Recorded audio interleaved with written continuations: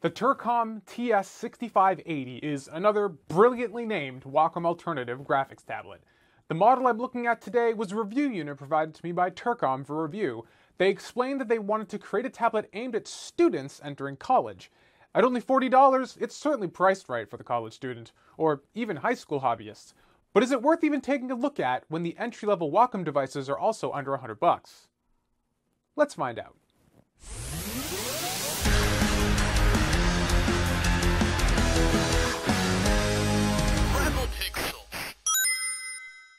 The TS-6580 is an exercise in focus and restraint compared to a lot of the other tablets I've taken a look at on this channel, eschewing gimmicks and extras such as external displays and wireless connectivity, and instead delivering on the essentials at an affordable price tag. The device is as simply designed as it could be, a matte black slab with an average size 8" by 5" active area, a USB connection going out to your PC, and a Turcom logo that lights up when the pen is being used. That's it. No hotkeys, no frills, no gimmicks.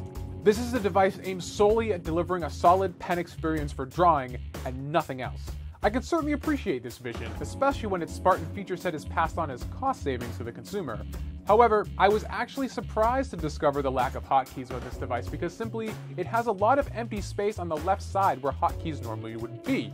I feel like for what the device is, it could be a bit more compact. A minor nitpick to be sure, but that's basically what I'm here to do.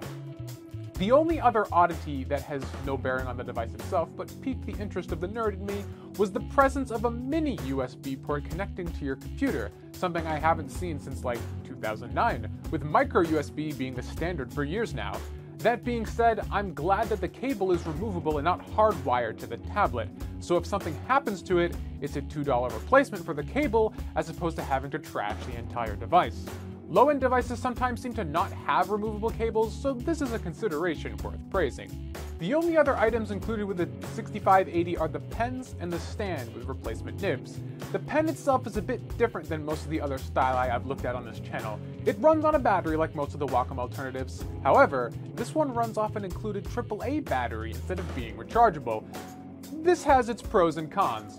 Obviously, buying batteries is a drag that you won't run into with rechargeable options, but on the upside, alkaline batteries devices like this tend to last longer on a charge than normal rechargeable options, and there's no downtime having to wait between charges when the pen dies. You just pop in a new battery. And something I wasn't expecting, the added heft of the AAA battery gives the pen included with the 6580 a more of a substantial feel in the hand, which I became quite partial to.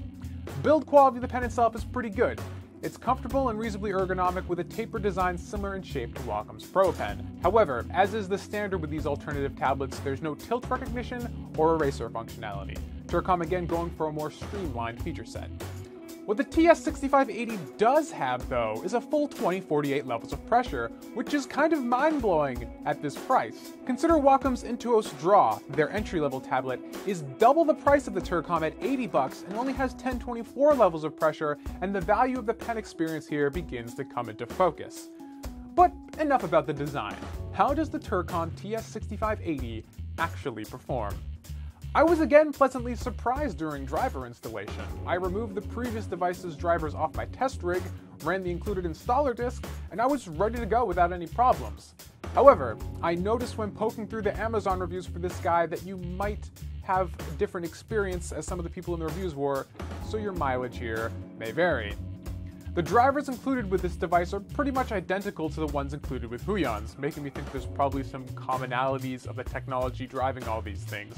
It has the exact same layout, just a different kind of banner image at the top, with options for calibration, pressure mapping. They removed the one for hotkeys obviously because there's no hotkeys on this device, but you can use a scratch pad to test your settings. Overall, standard fare for Wacom alternatives, no surprises.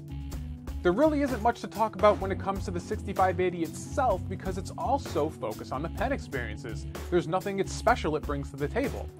And in this case, that might actually be a good thing because its one focus is something I found to be thoroughly enjoyable. the tip of the Turcom's pen has a bit of spring to it, more so even than the pens from Huion, to the point where initially I thought the active area of the tablet itself had some give to it.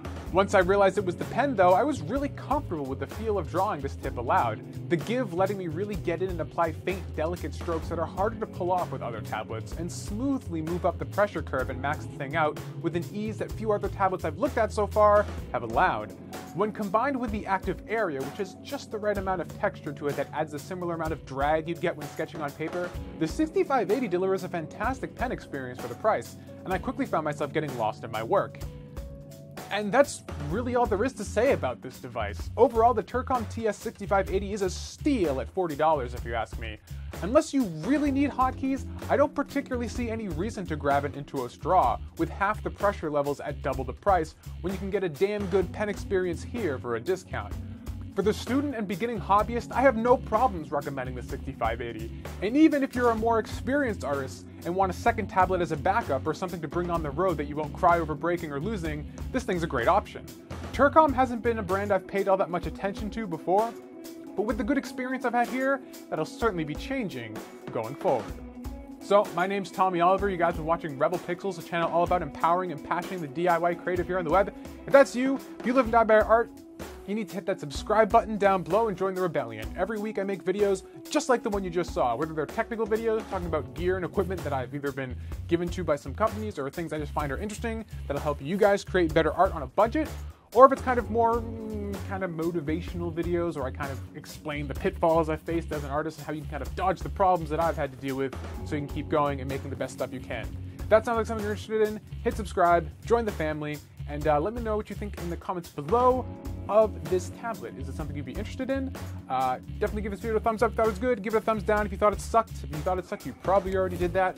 But thanks for watching. Appreciate hearing from you guys in the comments. Until next time, I'm Tom Oliver. This is Rebel Pixels, reminding you guys we might be indie.